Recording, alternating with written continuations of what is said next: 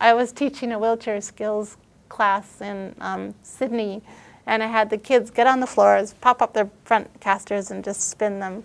And somebody's didn't spin at all.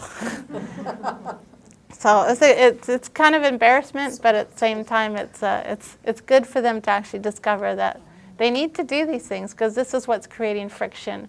This is what's going to cause problems down the road.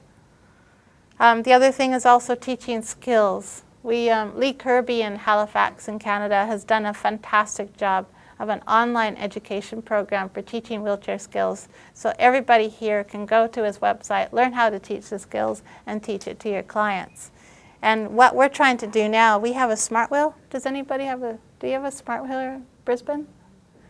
It's a it's a special rim or wheel that measures three-dimensional forces, like you would do for gait analysis, walking across the force plate. But now we've got a special wheel that measures 3D forces during wheeling. And so what I'm trying to do is actually looking at skills and propulsion, and looking at the amount of forces applied, how many times you're pushing, and you can get velocity, you can get all sorts of things off the force wheel.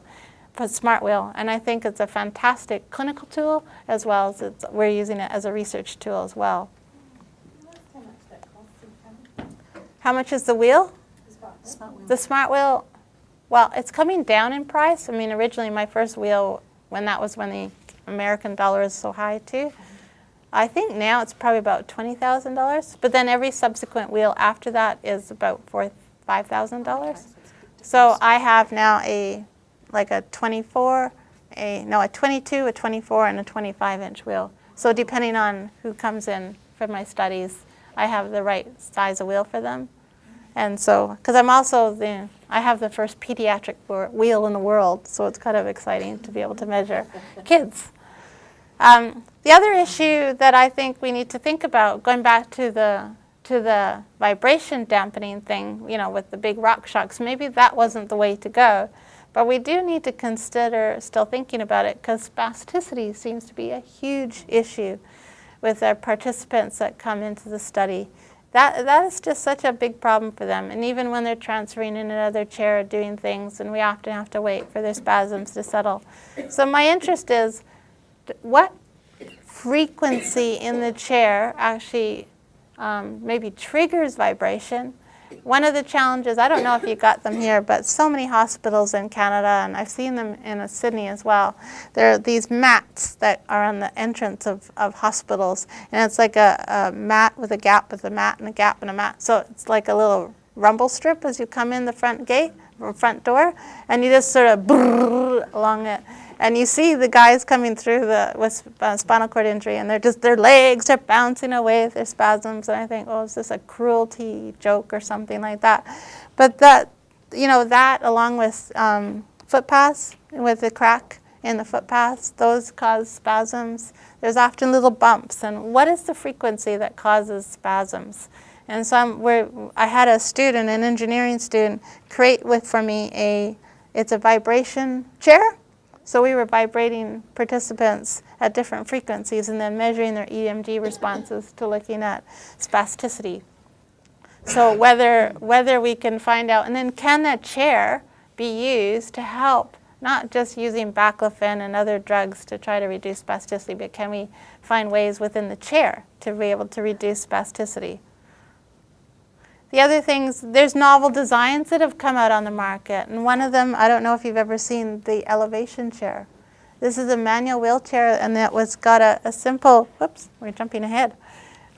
It's got an air tube in here, so when you lean forward and you just click the lever, your whole chair pops up, and so it allows you to reach higher shelves without straining your shoulders as much. Stop that.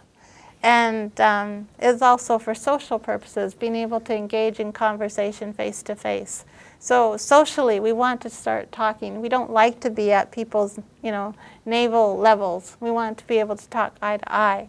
And so is this something that's, a novel design? It's just as light as any other lightweight wheelchair on the market. Is this something that's going to be the latest and greatest? I don't know. I had a couple Dutch students looking at whether it would help to be able to seat height positioning as you wheel up and down hills? Would it help if you had that opportunity to change your seat height because you want to change your center of mass, move it forward as you wheel up a hill? But we couldn't find any differences in that study. And then one of the things that I kind of stumbled across was the Segway, and I don't know if anybody has been on one.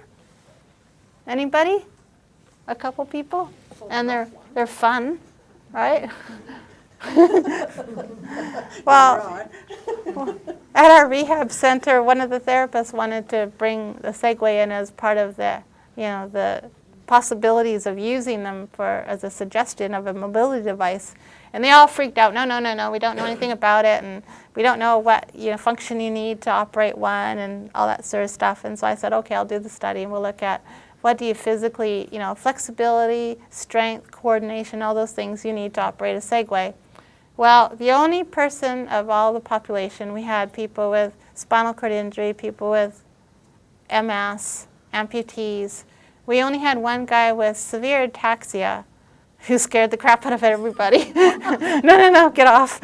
And he was perfectly happy to get off. He was happy to get off that. But otherwise, we had people with long leg braces, T5, getting on, and actually one of our participants bought one, and he uses it for camping. That's great. And it was an amazing thing. But then, is it a practical thing? Is it something that's really worth its while? And so again, we pooled a bunch of people and had them fill out the wheelchair users outcome measure, which is a sort of a COPM for wheelchairs. And it exceeded what their mobility that they were currently used immensely. And so from a practical point of view, it's a device, if you can walk a bit or stand a bit, it's a great opportunity to have something, particularly some scooters and some large wheelchairs that don't fit in homes. You can stick this in your front hall closet. It's quite easy. And then what was the most interesting part of this whole study was one participant in particular, he got on and he had to pry his hand open. He was a C5 incomplete. He had huge spasms in his left hand, and we had to get his thumb open up to hold on the handlebar. And within about 15 minutes of being on the Segway, he goes, "Bonnie, I can open and close my hand." And his spasms totally went away. How long? He didn't tell me afterwards at the end of the day. So the question was, are there any therapeutic potentials for being on the Segway? So we did a study with we had 8 people participating, and they all had at least Ashworth of 1 in 3 or more muscles. So we had to use the Ashworth. If anybody knows anything about spasticity, it's a horrible thing to study. But we had them on the Segway, and we found a significant reduction in spasms. But it wasn't a long-term effect. It didn't last for a very long time. But one guy said he loved being on the Segway. He'd come and he said, "I don't do my stretches these mornings because I know I can get rid of my spasms from being on the Segway," which was really quite exciting. So we did it like 3 times a week for 30 minutes a day. And we showed, but it didn't reduce their spasms. If they stopped doing it, their spasms would come back. So it was interesting. So the next question is why? Why are these spasticity, why is it reducing? And I have some theories. One of them is that the Segway, you never stand still on it. You're always rocking slightly. And so is that constant correction and overriding sort of the spasms that are, I don't know, I'm thinking about how we can explore it further.